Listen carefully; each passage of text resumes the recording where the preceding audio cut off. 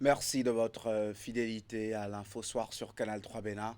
Deuxième jour aujourd'hui sur 16, consacré à la sensibilisation accrue au sujet des violences basées sur le genre dans le monde et plus encore celles facilitées par la technologie. La campagne onusienne a démarré hier et le top des activités données à l'échelle du Bénin par l'Institut national de la femme avec les acteurs de l'écosystème de protection de la gente féminine. Eh bien, les explications de la nouvelle loi constitutionnelle adoptée se poursuivent. Nous serons à Basila avec le président du groupe parlementaire Bloc républicain, Hassan Seibou, et d'autres acteurs politiques ont répondu aux préoccupations des populations liées à la création du Sénat, la durée des mandats et autres points. Les meilleurs au CEP 2025 dans la Takora découvrent les sites touristiques de leur département. La deuxième édition de la sortie initiée par la direction départementale du tourisme les a également conduits au palais du roi de Djougou pour la promotion de l'excellence scolaire. On démarre par la cérémonie officielle de lancement des 16 jours d'activisme contre les violences basées sur le genre. Les activités ont été lancées par l'Institut national de la femme hier à Cotonou en présence des personnalités et acteurs engagés dans la lutte. Le thème au plan mondial de l'édition 2025 de cette campagne est intitulé Tous unis pour mettre fin aux violences numériques faites aux femmes et aux filles. Elle prend fin, cette campagne, le 10 décembre prochain, compte rendu de Ouliat Sanoussi et Henri Ganti. Autorités et acteurs à divers niveaux, tous sont ici mobilisés pour dire stop aux violences numériques faites aux femmes et aux filles. Voilà qui lance les 16 jours d'activisme contre les violences basées sur le genre. Tous unis pour mettre fin aux violences numériques faites aux femmes et aux filles. C'est le thème de la campagne de 2025. Aucun filtre ne protège contre les violences numériques. Les insultes, le harcèlement, la cyber-intimidation, le doxing, les chantages sexuels, le body shaming, voilà les nouveaux visages de violences qui détruisent, isolent et très souvent, bien plus qu'on ne le pense, tuent. Une étude du Centre pour la gouvernance internationale a révélé que 60% des femmes dans le monde subissent au moins une forme de violence en ligne. Selon le rapport 2024 du secrétaire général des Nations Unies sur l'élimination des violences faites aux femmes, la prévalence de la violence facilitée par la technologie varie entre 16 et 58% selon les régions du monde. Ces chiffres sont encore plus préoccupants pour les adolescentes et les jeunes filles et jeunes femmes, particulièrement actives sur les réseaux sociaux. Les violences numériques frappent plus les femmes entrepreneurs qui utilisent les réseaux sociaux pour leur commerce en ligne. La VBG facilitée par le numérique cause les dommages suivants aux femmes. D'abord, la réduction de leur visibilité est un frein à la croissance de leur business. À force de subir du harcèlement en ligne et de faire face à des comportements inappropriés de la part des clients masculins, certaines femmes limitent volontairement leur présence en ligne. Et cette autocensure se traduit par des pertes d'opportunités de vente et de clientèle. L'heure est à la mobilisation générale et à la responsabilité collective. En s'unissant, l'objectif est de refuser l'idée que le cyberespace puisse devenir la zone grise de l'impunité. Aux victimes de ces violences en ligne, je voudrais dire, vous n'êtes pas seuls. Parlez, dénoncez, faites confiance aux dispositifs mis en place par l'INF et ses partenaires. Des activités de sensibilisation, d'éducation numérique des communautés sont prévues dans le cadre des 16 jours d'activisme contre les VBG sur tout le territoire national. Le représentant résident du Programme des Nations Unies pour le développement PNUD croit en la force de la sensibilisation pour venir à bout des violences basées sur le genre. Titus Osundina l'a martelé à la tribune de cette cérémonie de lancement des 16 jours d'activisme contre les VBG. On écoute un bout de son intervention. Nous avons depuis quelques années, il y a les femmes qui subissent beaucoup de problèmes avec chez eux, en route, au milieu du travail. Mais je crois que c'est le moment pour arrêter tout. C'est la raison pour laquelle nous supportons aussi cette journée, 16 jours d'activisme pour assurer que tout le monde est sensibilisé. Ils sont au courant de tout. Et on arrête. À partir de maintenant, Cette année, c'est l'aspect de numérique, parce que ça devenait l'emploi de Dieu et les gens utilisent l'aspect numérique pour frapper, pour aussi attaquer les femmes et les filles. Il faut arrêter. D'abord, il faut qu'on forme les gens et les femmes, les filles aussi, comment utiliser numérique, réseaux sociaux, et pour diffuser les choses. Aussi, il faut que les femmes, les filles aussi, n'ont pas arrêté de parler. S'ils n'ont pas parlé avec la voix, il faut parler par le texte et par l'image, par le signe. Et tout, il faut trouver tous les moyens pour former les femmes et les filles qui n'ont pas arrêté de parler.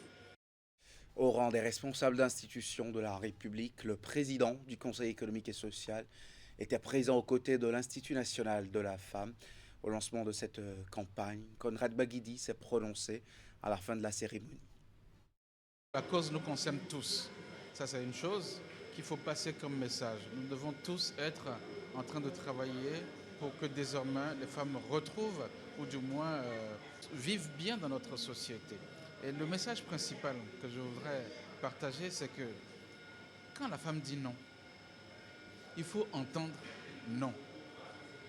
Quand elle dit non, ce n'est pas un oui.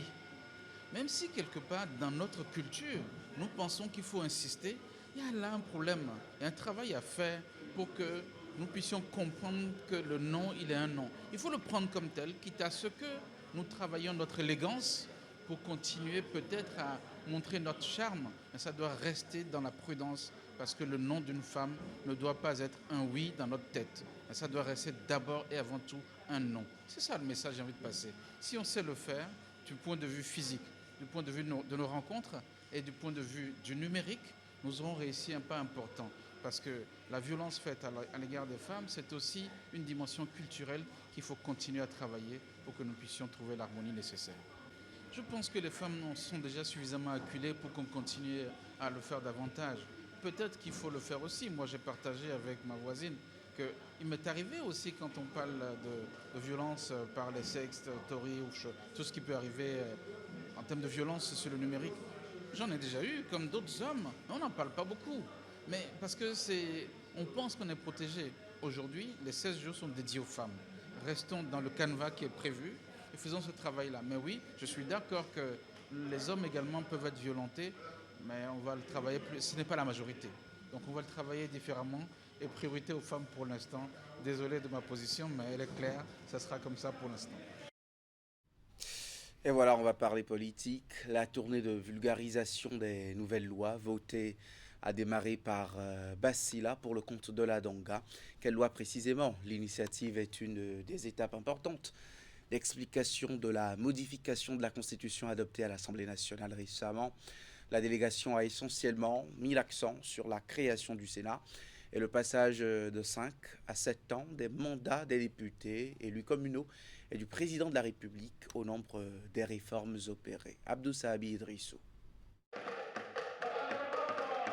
Bassila s'honore d'accueillir en premier cette délégation mixte composée d'autorités et personnalités de différentes obédiences politiques, conduite par l'honorable Hassan Seibou. Cette délégation se donne pour mission d'expliquer de fond en comble les réelles motivations de la Constitution révisée. Il y a des ajouts, mais il y a aussi des modifications des articles. Mais il faut retenir que dans cette révision de la Constitution, nous avons inséré la création d'un Sénat. Et ce Sénat est spécialement à la vie politique où il faut la rendre plus responsable et la tempérer à chaque fois et même d'intervenir dans des arbitrages pour éviter les conflits. Il y a aussi que dans cette révision, nous avons adopté le mandat d'un président de la République que nous allons élire doit faire 7 ans. Cela exclut, je veux le dire tout de suite, que nous disions aux députés qui sont en place ou bien le chef de l'État de prolonger son mandat. En dehors de ça, nous avons touché un peu la question de correction de l'article 42 pour maintenir que le mandat est de 2 maximum dans la vie d'un Béninois Loin d'une rencontre de routine, elle marque une étape essentielle de l'histoire politique du Bénin. La Constitution, nouvelle version, recherche davantage à renforcer la résilience, la qualité des institutions, la sécurité et la stabilité politique. Nous voulons la paix et la sécurité. 4 ans pour que les gens se mobilisent, comme l'a dit le président, pour doter notre pays de tout ce qu'il faut pour son développement. Merci, Monsieur le Président de la République.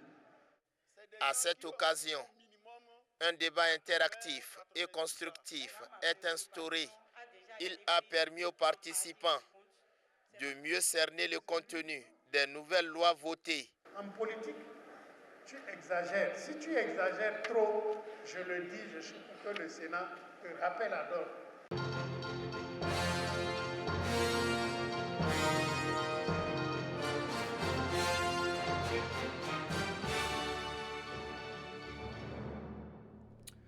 Les délégués responsables de mutuelles et de structures fêtières ont tenu la 3e édition des Journées de la femme mutualiste du Bénin.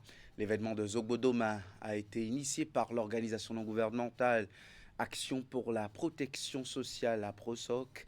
La célébration vise à renforcer la participation des femmes aux instances de prise de décision des mutuelles. Les manifestations de 2 jours ont donné lieu à des communications diverses sur des thématiques variées aussi. Imet Hélène Moussou.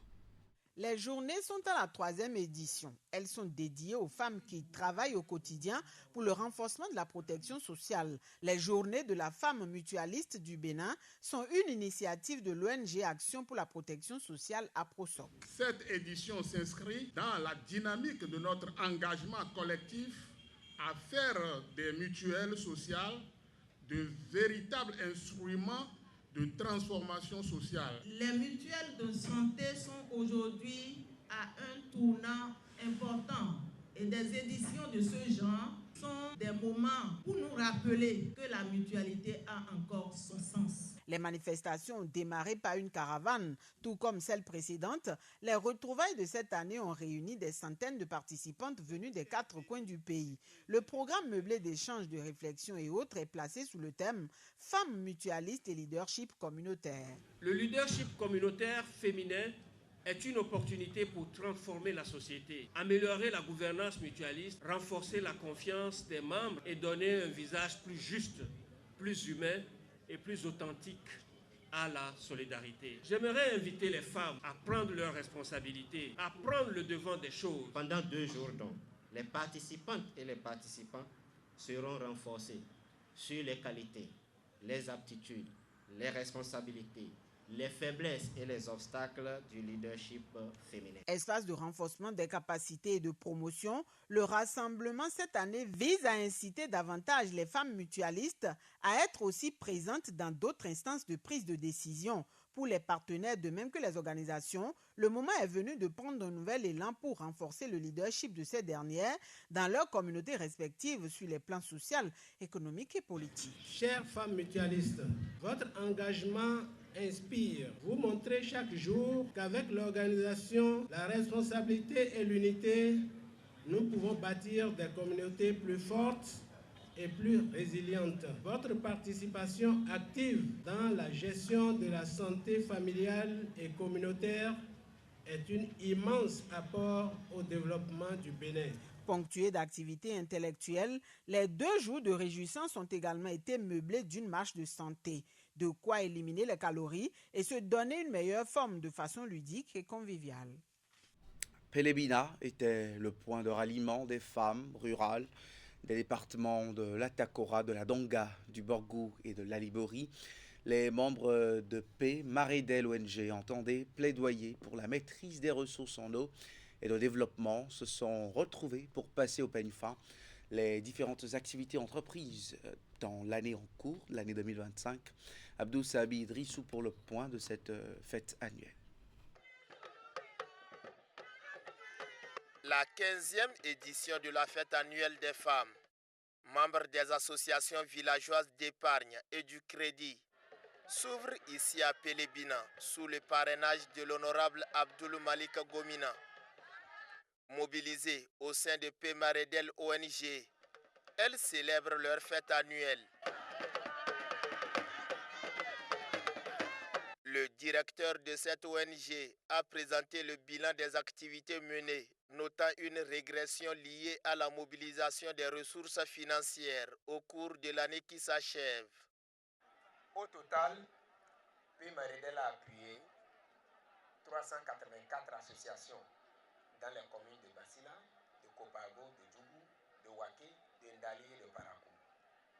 Donc pour le compte de cette année, nos 12 000 femmes, comme vous le constatez sur les documents qu'on vous a distribués, on a pu mobiliser 1 milliard 353 millions 876 500 francs.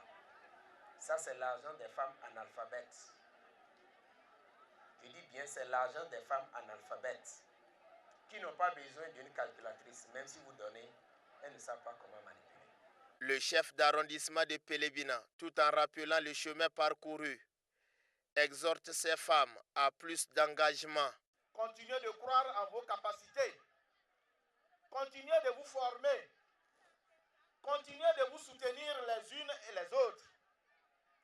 Ensemble, vous pouvez relever les défis de la pauvreté. Je voudrais juste féliciter Pemaredel, qui est une des ONG actives au sein du cadre. Et vous constatez vous-même la mobilisation qu'il y a eu. Et ce que je voudrais dire, c'est vous rassurer que les ONG ne font pas de la politique. Au cours de cette célébration, des questions cruciales orientées vers l'autonomisation et l'émancipation des femmes ont été abordées sans langue de bois. L'événement s'est achevé par la remise de cadeaux à Alassane Orou Karimou en guise de reconnaissance pour son engagement. La direction départementale du tourisme, de la culture et des arts de la TACORA a réédité son initiative de sortie découverte à caractère touristique. Les écoliers ayant réalisé de bonnes performances scolaires au certificat d'études primaires de l'année écoulée sont la cible de cette initiative. Cette fois, elle est élargie à leurs enseignants pour le compte de 2026. On revient, sinon on revit l'ambiance sur place dans ce reportage. Ils se sont démarqués des autres à travers leurs performances scolaires impressionnantes. Eux, ce sont les meilleurs écoliers au CEP 2025. Pour les encourager à maintenir le cap et susciter la saine émulation en leur sein, ils sont conviés à cette sortie découverte à caractère touristique.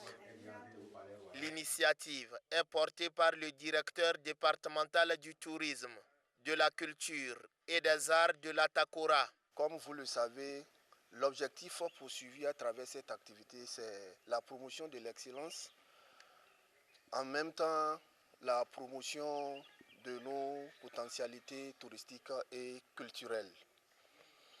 Donc, à travers cette activité, nous donnons l'opportunité aux enfants qui ont travaillé de vraiment se sentir soutenir par la République, de sentir que l'État reconnaît leurs efforts. C'est pourquoi nous organisons ces sorties. Et en les amenant sur les sites touristiques de notre pays, ça leur permettra de raconter ce qu'ils ont vu, non seulement à leurs parents, mais également à leurs camarades à l'école. Ça va attiser les curiosités des autres pour qu'eux autres cherchent à aller voir ce qu'on les a raconté. Dans la TACORA, tout comme dans la Donga, ils ont donc découvert des sites historiques et touristiques. Pendant leur périple, ils ont eu l'honneur de rencontrer Sa Majesté Issoufou Nicolas d'Assis, roi de Djougou. C'est ma première fois que j'ai participé à une telle sortie qui m'a vraiment impressionné en voyant des arts, des sites touristiques et d'autres choses. Je remercie l'État le président et la direction départementale du tourisme pour tous ces cadeaux que nous avons remis. Des fournitures scolaires ont été distribuées et des attestations de mérite ont été décernées à ces écoliers. Quant aux enseignants, ils ont reçu des attestations de reconnaissance. Et voilà, c'est la fin de ce journal. Merci de l'avoir suivi. Vous retrouvez Romuald Ronwi, journaliste, et le confrère Kazimi Péjor, directeur de publication de la Nouvelle Économie, dans l'Info continue ce soir à 20h. Recours contre la Constitution révisée, les LD ont-ils raison? C'est le thème avec Wahab Ali Para. Merci de nous suivre et de rester surtout fidèles.